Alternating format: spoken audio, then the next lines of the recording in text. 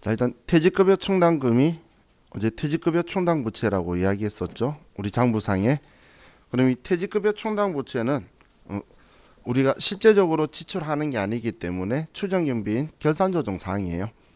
그럼 결산조정 사항이라고 하면 장부상에 기록을 하면 인정해주고 기록하지 않으면 인정 안 해줄 거다. 뭐 이런 이야기 했었었죠. 신고조정 허용 안 한다.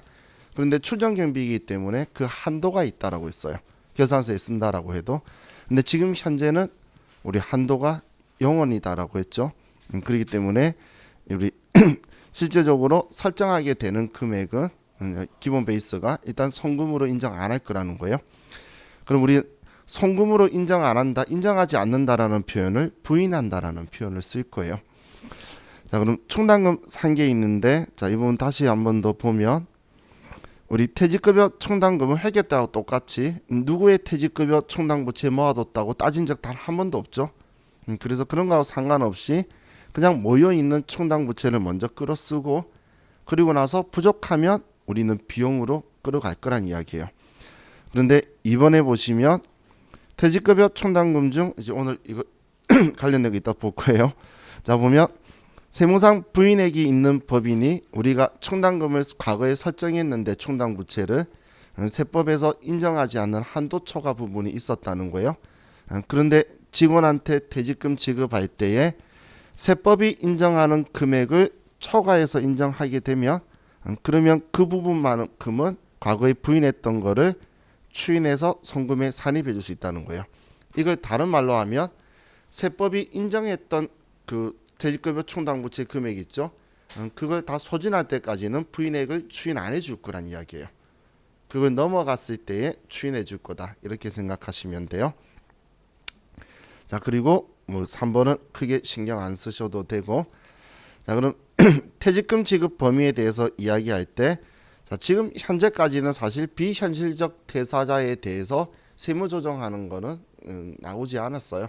왜냐하면 비현실적 퇴직에 대해서 소득 처분에도 좀 논란거리가 있기 때문에 그 시험 내는 사람이 논란거리가 되는 거 최대한 피하려고 해도 논란이 많이 되고 있는 상황이라서 그런 것들은 많이 나오진 않아요. 근데 이론 시험에서는 또 얘를 질문할 수 있으니까 그래서 제가 그냥 같이 이야기했던 거예요. 우리 사용인들이 임원이 된다든지 아니면 우리 그 상금 임원이 비상금 임원이 됐다든지 뭐 이런 경우들 있죠.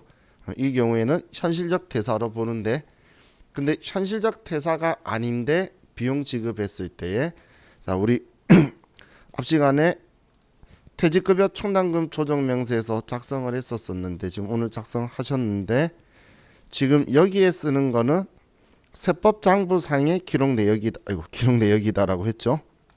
세법장부상에. 그러면 기존 퇴직금 지급액이라고 해서 장부에서 금액 줄인 게 있을 거잖아. 이걸 지금 인정하지 않는다는 이야기예요. 그렇기 때문에 이거 가지고 장난치려면 문제가 말썽거리가 엄청 많아요. 과거에 인정했던 것 지금 우리가 퇴직급여 충당부채 처리했다면 우리는 비용 처리한 게 아니잖아요. 그렇기 때문에 말거리가 애매하기 때문에 이 부분 가지고는 문제 없다라는 말이 계속 보시게 될 거예요. 그냥 현실적 퇴사자라는 표현을 계속 쓰게 될 거예요. 자, 그게 이것 때문에 이야기가 나온 거예요. 자, 그리고 임원 퇴직금 한도에 대한 이야기를 했었었죠. 임원 퇴직금 한도는 사실 이 문제에서 푼 적은 거의 없어요.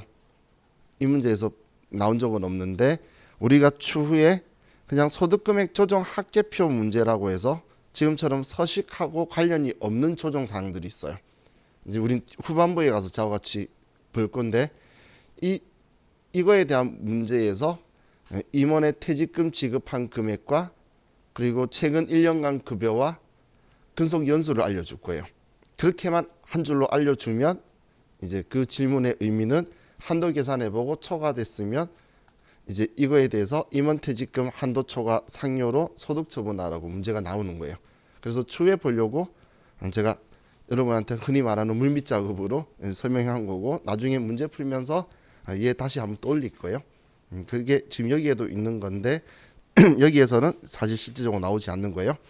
자, 그리고 1년 미만 그 기간 같은 경우는 1월 미만 기간의 경우에는 우리는 기간은 없는 걸로 계산을 할 거예요. 월화 계산을 할 거고 자, 그럼 우리 서식 가지고 보면, 자, 먼저 여기 17번 가지고 볼게요. 번호 순서대로. 자, 여기 17번의 경우에는 일단 우리 장부상의 급여나 퇴직급여, 죄송해요. 상여금이나 임금이나 아니 직원급여 이런 것들을 전부 다 문제에서 제시하는 걸 다 불러오는 거예요. 근데 여기에서 만약에 임원의 상여금이 한도 초과가 난 게 있다면 그 금액은 빼자라고 했죠. 그럼 임원의 상여금이 만약에 여기에 400만 원이 한도 초과란 게 있으면 400만 원을 뺄 거예요. 근데 여기서 금액을 빼서 내가 2억 3천이라고 쓴다고 해서 컴퓨터가 인지를 할 수가 없겠죠. 그렇기 때문에 그렇게 빼고 나면 여러분들이 따로 표시해 두든지 아니면 저는 문제 풀 때 따로 표시가 컴퓨터에서 해주지 않는 건 까먹을 수 있으니까 바로바로 조정해 버릴 거예요. 그럼 조정하는 건 제가 어렵지 않다라고 했죠. 왜냐면 여기에 임원 상여금 한도 초과가 있죠. 그럼 임원 상여금 한도는 얼마냐면 정관에서 정하면 정한 만큼, 정하지 않으면 0원이라는 거예요. 그래서 또 제가 이야기하는데 소득금의 조정 합격표 문제에서 임원 상여금 얼마 줬대. 그리고 우리 당사의 정관에는 임원 퇴직금 지급 규정이 없다 이렇게 적혀 있으면 전액 이걸로 조정하라 그런 이야기인 거예요. 그래서 이런 사항들도 이해하면서 같이 인지해 두셔야 되고 나머지 지금 이 서식하고 관련 없는 것들도 나중에 추가로 좀 더 볼 거예요. 그럼 여기에서는 상여금 한도 초과 부분만 안 빠뜨리시면 되고, 그럼 여기 18번에는 이제 퇴직금 지급 대상이 아닌 임직원의 급여를 빼기 위해 쓰는 거예요. 사실 실무에서는 저도 여기에서 빼요. 상여금 한도 초과도 여기다 써요. 상여금 라인 옆에서 쓰는데 시험에서 답이 계속 여기서 빼고 있더라고. 그래서 여러분들이 여기에서 안 줄이고 여기에 적어서 빠지도록 하면 마음이 안 좋을까 봐 제가 그렇게 가르치는 거예요. 시험 답이 그렇게 나오니까 사실 결과는 똑같은 결과예요. 어차피 이거 구하는 건데 값이 똑같이 나오죠. 그래서 여기다 집어넣는 건데 근데 걔네 계속 이렇게 빼더라고. 그럼 원래 그 상여금 한도 초과 여기 써도 상관은 없어요. 나중에 이재기 신청하면 같은 결과 값입니다라고 답변 와요. 같은 결과 값입니다라는 건 별 상관없다 그런 뜻인 거죠. 결과 값이 동일합니다. 그러면 그렇게 답변을 해요. 그럼 그거 말고 이제 여기에서 우리가 시험에 자주 볼 게 1년 미만 근속자에 대한 퇴직 급여 지급 내역이 있을 건데, 자, 꼭 우리는 급하게 보시면 안 돼요. 1년 미만 근속자의 퇴직급여 지급 규정이 없으면 빼는 게 맞고 여기 적어서, 만약에 지급 규정이 있다라고 하면 여기 쓰면 안 되는 거예요. 한국말 잘 봐야 되지. 1년 미만 근속자의 급여가 있다고만 보고 바로 쓰는 거 아닌 거예요. 왜냐하면 따로 떨어져서 적어놓거든. 기타 사항 이런 데 적어도요. 그리고 확정 기여형 퇴직급여 가입자는 우리가 추계액 산정에서 원래 제외하는 거예요. 그러면 여기에서도 제외를 해야 되겠죠. 그래서 확정 기여형은 그냥 퇴직연금 상품 회사하고 이야기한다고 보시면 돼요. 그렇기 때문에 우리가 퇴직금 산정 직원의 급여가 아니라서 빼는 거예요. 그럼 확정 급여형의 경우에는 우리가 똑같이 산정을 하고 이 서식이 퇴직연금 운용자산에 관련된 이다음 서식과 연결된다라고 했죠. 급여형 상품 가입자 급여는 들어와 있는 거고 기여형 거 빼는 거예요. 기여형 상품 잘 기억하셔야 돼요. 또 우리 올해 실질적 퇴사가 발생한 직원의 퇴직 올해 지급한 급여는 들어있을 필요가 없겠죠. 그럼 이제 그 금액도 여기서 뺄 거예요. 그럼 걔네들에 대한 급여들을 제외하도록 여기 써주면 이제 여기 퇴직금 지급 대상 임직원 급여가 나오게 되겠죠. 자, 그리고 이제 이 급여는 여기서 써먹으려고 들어온 거고, 자, 이제 우리 퇴직금 추계액에 대해서 쓰는데 추계액을 우리가 산정을 못하기 때문에 값을 줄 거라 그랬어요. 그럼 문제 풀다 보면 인원을 줄 때가 있고 안 줄 때가 있어요. 이거 신경 안 써도 돼요. 이거 보고 이대로 써야 되나 생각하실 필요 없어요. 다를 때도 있어요. 그렇기 때문에 주면 쓰고 아니면 안 써도 되고 이 값은 무조건 줘야 돼요. 그런데 자, 우리 근로자 퇴직급여 보장법이다라고 표현할 때도 있는데 보험 수리적 근거에 따른 퇴직급여 추계액이라고도 표현해요. 그러면서 그 값을 주는 건 여기에 쓸 값을 주는 거예요. 그럼 값을 주면 쓰고 안 주면 안 쓰는 거예요. 사실 이 문제 지금 우리 기본 예제에 안 줬는데 제가 이 다음 문제 거 보고 그냥 쓴 거였죠, 어제. 그래서 주면 쓰고 안 주면 안 쓰시면 돼요. 그럼 이거 두 개 중에 큰 금액 가지고 여기에서 설정액 0% 몇 %다라고 나오게 될 건데 뭐 여기 추계액 대비 여기 22번이잖아요. 22번에 100분의 0을 곱하니까 제로가 나온 거예요. 그럼 지금 얘는 제로가 나와서 누적 한도가 없으니까 사실 실질적인 한도는 여기 3번하고 13번에 작은 거라 그랬는데 얘가 0이니까 0이 나올 수밖에 없는 거예요. 자, 그럼 여기까지 작성이 끝나면 아래쪽은 퇴직급여 충당금에 대한 이야기인데, 자, 여기에는 일단 회계 장부상의 금액을 쓰는 거라 그랬죠. 그래서 그 우리 기초, 죄송해요, 칸이 아래까지. 자, 여기 기초, 그리고 증가, 그리고 여기는 감소예요. 자,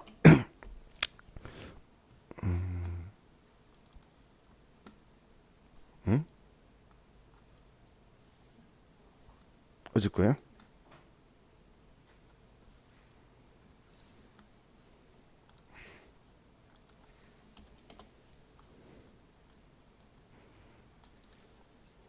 어떻게 나보다 잘 알지?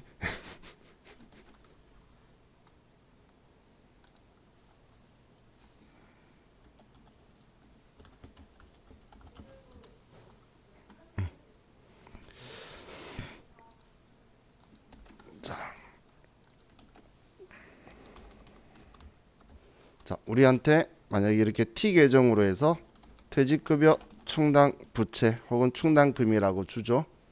그러면 자, 우리 얘는 대변 계정이죠. 대변 계정은 우측이 기초고 좌측이 기말이에요. 기말. 자, 우리 여러분들 그 원가 회계할 때는 기초 기말이라고 이렇게 쓴 이유가 원가 회계했던 거는 원재료, 제공품, 제품, 자산 차변 계정이잖아요. 그래서 기초 기말이라고 쓴 거고, 대손 충당금이나 퇴직급여 충당금은 기초 기말인 거예요. 그죠? 지금 우리 재고 자산 가지고 할 때 재고 자산은 여기가 기초 기말이었죠. 그럼 얘 둘이가 큰 차이가 없는 게 그냥 차변 대변만 있지. 우리 그럼 재고 자산 할 때 생각해 보시면 여기가 매입이고 여기가 그럼 매출이죠. 그죠? 그럼 매출이라는 건 판매라는 거잖아. 그럼 우리 재고 자산이 매입이 증가한 거죠. 그리고 팔면 재고 자산이 줄어들 거잖아. 감소죠. 그럼 얘 그대로 여기가 증가되는 거고, 증가, 여기가 감소되는 거예요. 위치가 그냥 반대로 생각을 하면 되는데 이거 하나 엎었는데 느낌이 잘 안 와요. 처음 보면. 그죠? 근데 시험에서는 제가 T 계정을 보는 게 사실 문제를 보는 게 제일 메인인데, 이 어느 애가 증가하고 감소가 느낌이 안 오면 이제 방금 장부 우리 잔액 조회를 해서 금액이 같으면 어떤 건지 증가 감소가 적혀 있으니까 느낌이 좀 더 오겠죠. 그래서 그걸 써도 되는데, 그럼 지금 얘가 기초고 얘가 증가죠. 증가가 얘가 회사 계상액이 되겠죠. 그리고 감소가 얘가 단기 지급액이 되게 될 거란 이야기예요. 그럼 얘가 장부상 기초 잔액이겠죠. 그럼 여기에서 기말 잔액을 쓰나요? 지금 오늘 작성할 때 기말 잔액 쓴 적 있나요? 쓴 적이 없죠. 그럼 여기에는 기말 잔액을 안 써요. 왜냐하면 점점 가면 갈수록 이담 서식에서는 이담 서식에 기말 잔액을 써요. 그럼 난 내 머릿속에 쓴 적이 있거든. 그런 문제에서 이 정보를 주면 어딘가 썼는데 하면서 또 여기서 칸을 찾기 시작해요. 그러면 안 되는 거예요. 여기에서는 기말 잔액을 안 썼어요. 그래서 지금 이 값 가지고 이야기하는 거죠. 이 값들. 자, 그럼 얘네들을 방금처럼 T 계정으로 문제에서 주면 그렇게 써도 되고, 아니면 잔액 조회해서 문제랑 비교해 보면 금액이 똑같이 일치하게 적혀 있으면 어떤 건지 느낌이 오겠죠. 그러면 얘가 증가한 거니까 올해 설정한 계상액, 감소한 게 지급액이다. 기초는 기초다. 회계 장부상의 금액을 쓰는 거고, 그럼 여기에 지금 1억 3,600만 원 중에서 장부에 이 금액이 있는데 세법이 인정하지 않는 금액이 5,800이라는 거죠. 그럼 표현할 때에 기초가 얼마고 이 기초의 부인액이 얼마다라고 적어줄 거예요. 그럼 잘못 생각하면 인정 안 하는 거 빼고 써야 되네라고 오해하지 말라고 제가 장부상 잔액이라고 계속 이야기하는 거예요. 세법상 잔액 말하면 얘 빼고 써야 되는 거지. 근데 그게 아니고 장부에 있는 거니까 제가 여기에 있는 잔액 조회해서 그대로 쓰라고 했죠. 여기 있는 잔액 조회를 했던 기억이 있는 거는 회계 장부상 거라고 생각하시면 돼요. 여기에 적혀 있는 금액에다가 나중에 제가 뭔가를 더하고 빼고 하는 것식으로 쓸 때가 있을 거예요. 걔가 세법상 잔액으로 만드는 과정을 쓴 거고, 지금 있는 금액 그대로 쓰고 있잖아. 그러면 회계상의 잔액을 쓰는 거예요. 그럼 여기에다가 세법 우리 기초 총당금 부인 누계액인데, 부인한다는 거는 지금 인정하지 않는 거죠. 그럼 지금 인정 안 한다고 하면서 부인한다고 표현했는데 얘는 나중에 인정해 줄 거잖아. 그럼 우리는 지금이 아니고 나중에 인정해 줄게. 그럼 회계 장부하고 세법 장부하고 회계 기준과 세법 기준의 시간적 차이죠. 그걸 우리는 유보라고 한다라고 했죠. 그럼 우리는 유보를 관리하는 서식이 자본금과 적립금 조정명세에서 을표라 그랬죠. 그럼 여기가 기초총당금 부인 누계액이니까 이 잔액이 있다라는 표현을 전기 자본금과 적립금 조정명세에서 을표에 5,800만 원 있다라고 이렇게 알려줄 거예요. 그러면 자, 여러분은 자적 을표 나오면 유보가 있다는 이야기네. 전기 말일 거니까 올해 시작할 때 과거에 부인했던 게 있다는 거네. 그 표현은 이제 다음 서식이 넘어서 계속 볼 거예요. 그럼 자적 을표는 유보를 관리하는 서식이고, 비용 관련된 건데 유보라고 되어 있는 거는 과거에 비용 인정 안 한 거구나 생각할 수 있겠죠. 그럼 지금 그게 해소가 되면 추인할 거다라고 생각하시면 돼요. 그리고 기존 퇴직금 지급액이 지금 제가 얘 안 쓰게 되면 기초에서 부인한 거 빼면 7,800 남는 얘는 세법이 인정하고 있는 충당금이죠. 인정했던 과거에. 그럼 이 7,800만 원을 초과해서 쓰는 거는 부인액을 추인한다는 이야기예요. 8천만 원을 지급하면 우리는 200만 원만큼은 우리는 추인하게 될 거예요. 만약에 여기에 지금 8천만 원이다라고 제가 쓰면 마이너스 200이 뜨죠. 그럼 이만큼은 여기 부인했던 거 줄이게 되니까, 그럼 기초 부인액에서 기존 부인액 감소되는 게 200이 될 거고, 그렇게 되라고 컴퓨터에 유보 감소라고 쓰는 거예요. 그러면 다시 올해 이만큼 증가하게 되겠죠. 그런 식으로 얘네들이 계산된다고 보시면 돼요. 이게 얼마였죠? 2,400. 그새 까먹었어요. 자, 퇴직전환금은 시험에서 잘한 거 많아요. 이 책은 쓴 사람 자체가 나이가 좀 있어요. 그래서 옛날 국민연금 전환금 관련된 거니까. 그래도 만약에 알려준다면 서식에 대놓고 전환이라고 글자 적혀 있죠. 그러면 국민연금 전환금 생각 안 나도 전환이라고 치시면 장부에 뜰 거예요. 그럼 뭐 올해 정년퇴직하고 그만뒀을 수도 있죠, 직원들 중에. 그러면 기말 잔액을 보고 여기에 쓰시면 돼요. 자, 그럼 지금 여기 위에서는 우리가 뭔가가 잘못된 게 하나도 없었어요, 기본 예제에서는. 하지만 올해 회사 계상액은 한도가 0원이기 때문에 한도 초과가 났죠. 지금 한도가 0원인데 회사가 이만큼 설정했기 때문에 전액을 한도 초과로 우리가 부인했다고 보시면 돼요. 자, 이게 우리 어제 저와 같이 했던 거죠. 자, 그럼 지금 이야기했던 내용으로 이제 쉬었다가 같이 이제 기출 문제들, 예제들 보도록 할게요. 자, 쉬었다 합시다.